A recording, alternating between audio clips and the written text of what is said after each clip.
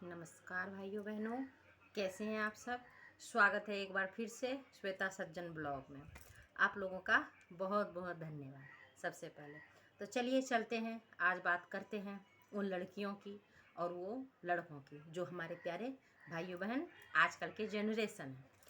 तो बात करते हैं, एक ज़माना था जो कि लड़के आ जाते थे, लव मैरिज वाले की कहानी ही समझ लीजिए इसको।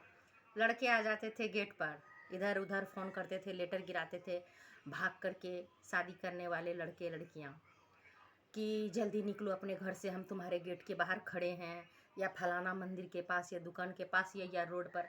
आज के युग में क्या हो रहा है कि लड़कियां आ जाती हैं और लड़कियां ही गेट पर से फ़ोन करेगी कि आ जाओ, हम खड़े हैं यहाँ, वेट कर रहे हैं, अपने घर से भाग के आ गए हैं और वापस घर नहीं जा सकते क्योंकि शाम हो गई है, घर वाले क्या सोचेंगे, तो नहीं करोगे तो फिर हम तुमको फंसा देंगे, ये कर देंगे, फलाना ढिमकाना। अब मान के चलिए लड़के फंस जाते हैं। तो लड़कियों को ये सोचना चाहिए, क्योंकि पढ़ी लिखी है, ये सोचना चाहिए कि जिनके पास की इतना टाइम है कि वो हमसे 24 घंटे फ़ोन पे लगे हुए हैं, बात कर रहे हैं इधर का उधर का, वो उसको काम करने का टाइम कब है। जब वो कमाएगा नहीं तो हमको रखेगा कैसे।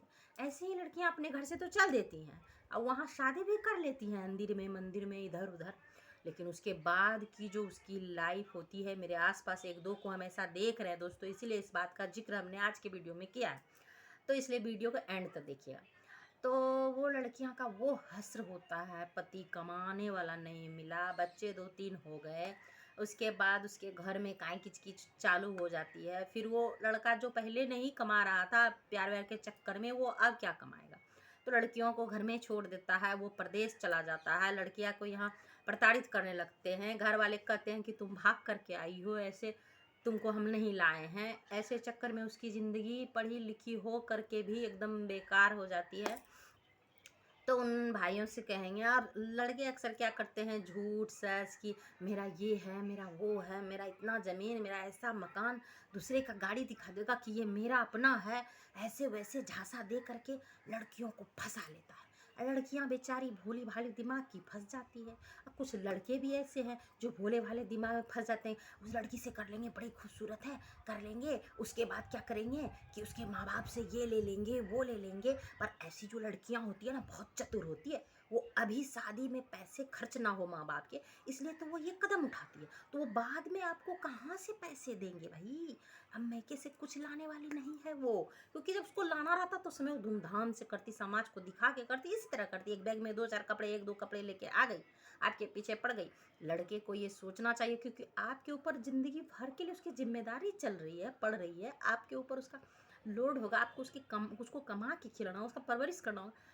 तो इतना हल्का ये गृहस्थी नहीं है कि 1-2 दिन का बातचीत है, इधर किए उधर किए और फिर हो गया शादी। शादी इतना छोटा बात नहीं है, ये कोई खेल नहीं है गुड्डे गुड़ियों का।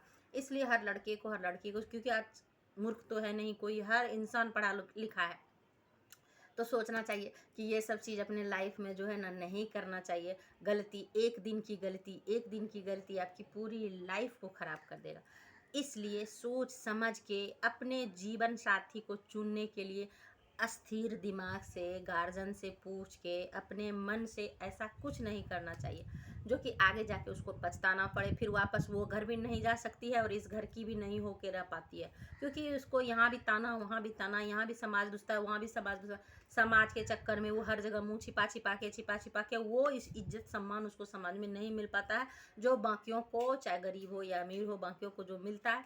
इसलिए कोई भी गलत कदम उठाने से पहले एक बार इंसान को सोचना चाहिए कि ये आगे जाके मेरे लाइफ में कहीं बहुत बड़ा प्रॉब्लम नहीं खड़ा कर दे, मेरे बच्चे तक की लाइफ को ख़राब कर देगा, क्योंकि उसको भी वो सम्मान प्रतिष्ठा नहीं मिल पाएगा। और फिर बच्चे के सामने भी आप नहीं बोल सकते हैं कि ऐसे मत करो वैसे मत करो, क्योंकि बच्चा तो खुद माँ बाप से देख के सीखता है, तो आप खुद गलत करेंगे तो बच्चे तो वही सीखेंगे। इसलिए हर इंसान को सोच समझ के, क्योंकि अब तो कोई बच्चा छोटा रहता नहीं है, 18 साल के बाद आप मैच्योर हो जाते हैं बच्चे, लड़के लड़कियां, तो वो खुद सोच सकते हैं कि मेरे लिए सही क्या है गलत क्या है। यही सोच करके तो आप, सबसे बड़ा चीज़ शादी ही नहीं है, क्योंकि क्या हुआ शादी कर ले तो उससे क्या हो सकता है, यदि लड़के कामयाब नहीं है, लड़कियां पढ़ी लिखी नहीं है, या जो इस तरह से कर सकते हैं तो वो अपने लाइफ में क्या कर पाएगा। मेरे ख्याल से तो ये बिल्कुल भी गलत है। जो करते हैं उनके लिए वो उनकी मर्जी है, मैं उसमें रोक नहीं सकती। जिसको अच्छा लगता है वो करे, लेकिन हमको लगता है कि उनकी लाइफ ज़्यादा ख़राब हो जाती है आगे जाके। उस समय तो कुछ दिन 2-4 साल अच्छा लगता है, लेकिन उसके बाद उनकी लाइफ एकदम बेकार हो जाती है।